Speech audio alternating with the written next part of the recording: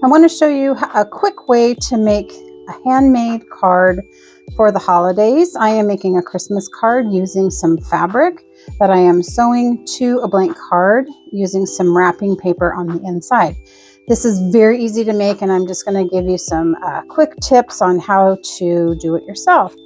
So you'll need a rotary cutter, a little bit of glue. I cut a piece of paper. This is just copy paper, the shape that I wanted for the size that I wanted. You'll need a blank card. So I have craft paper cards. These are 4x6. So my measurements and everything is going to go off of my size. And then I cut a piece of wrapping paper that I will use to put on the inside. So it's really simple to do. You need a sewing machine. I will show you kind of how I went about doing my fabric. So start with a piece of fabric. I have these so that it's the raw edges are out. If you don't like that look, then what I do to do that is I will put wrong sides together so that the seams are out. If you don't like that, put right sides together and you're going to do the same technique.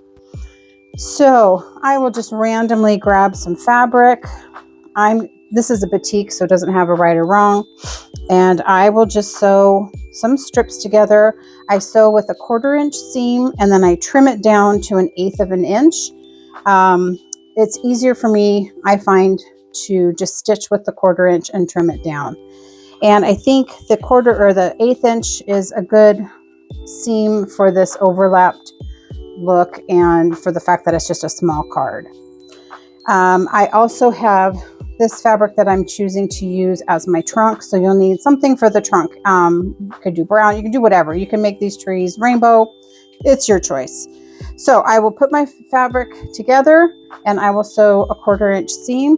I am sewing with a red thread so that it shows. And my red thread is a polyester thread, and it's got a little bit of a shine to it.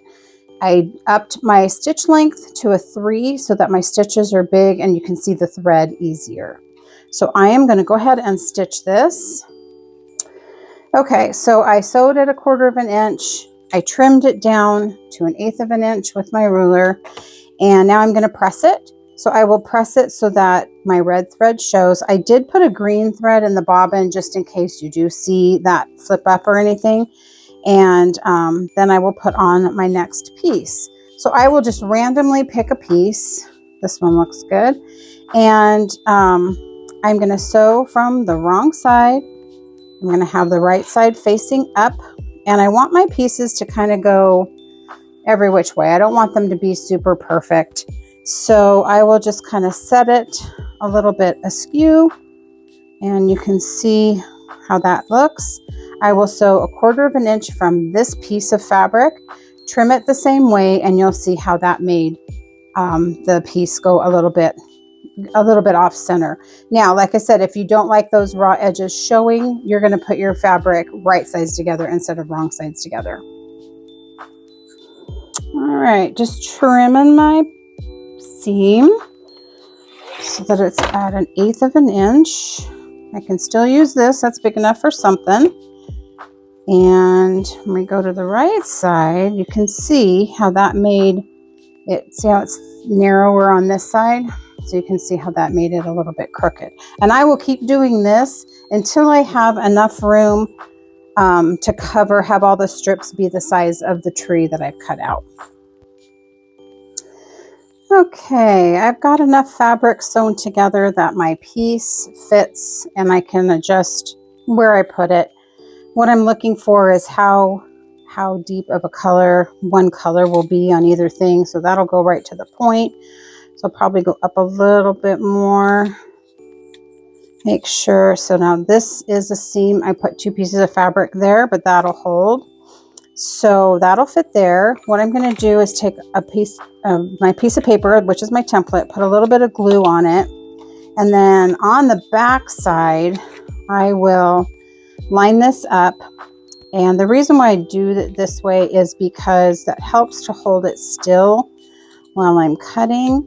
And I put it on the back so that I don't get the glue on the front side. So now that's not going to move. Got my glue piece right there. Take my rotary cutter ruler and I just cut along the edge of my template so that I can get a nice straight edge and I don't cut into my template. And then I've got myself a Christmas tree shape. Whoops. So there's my Christmas tree. I'll take my template off.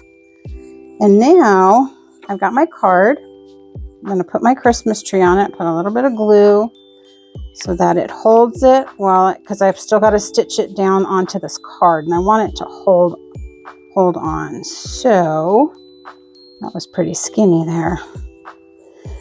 And we'll just stick it there. I've got my tree trunk pre-cut and I cut these to 1 inch this way by 1 1/4.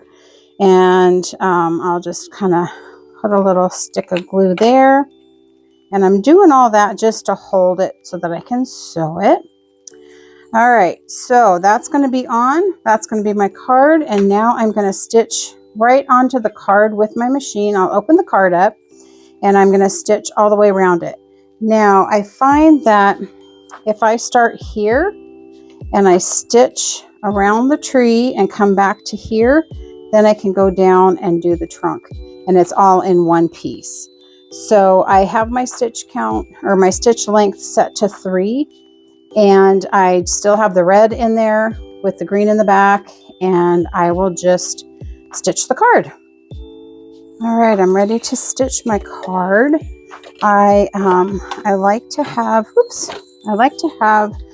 about 3 or 4 inches, say, of thread. I don't need my leader and ender for this.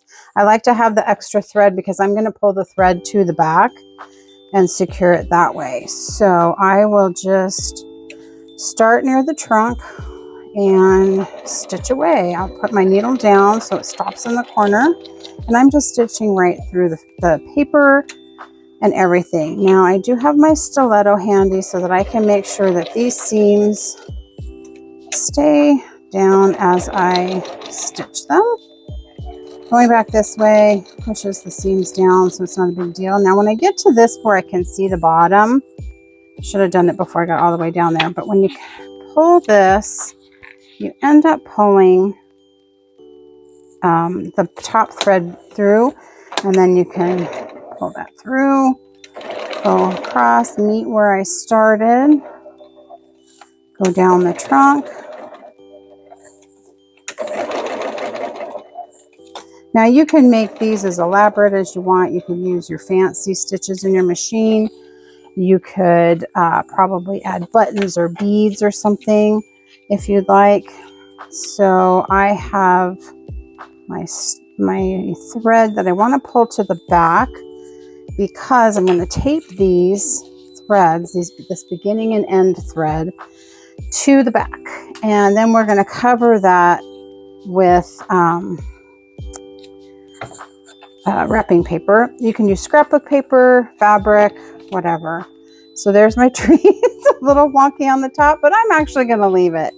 So I'm going to get my piece of wrapping paper and we're going to cover that up. Now my card is 4 by 6. So based on your card size, you're going to make whatever you need to cover, what you're going to need to cover it. So I cut my wrapping paper 1/4 of an inch shorter than the length and the width. So this is 3 3/4 by 5 3/4. And I will just center that on there and glue it. And then that's going to hide that stitching and make a decorative interior. So this is just cheap dollar store wrapping paper. I don't like to spend a lot of money on my wrapping paper. I don't have any Christmas scrapbook paper, but that would also be really cute. You could even do a deckled edge or, anything fancy like that. But this works for me. And that covers the stitching. And I've got a homemade little card out of fabric. I'll write my message and stamp my cards. And they'll all be a little bit different because the order that you cut your fabric will be different. And I cut this here, and then I cut it here like this, cut that out. Now I can turn it, cut this out, and it's going to be flipped the other way. It's going to look different because it's going to have different fabrics, and it's all made with the same piece of fabric. So I can probably get, another 4 cuts out of this for 4 more cards. So if you decide you want to make something like that, let me know. These were fun and really pretty easy to do. So I hope you found it helpful and you decide to try it. So thanks for watching. Bye.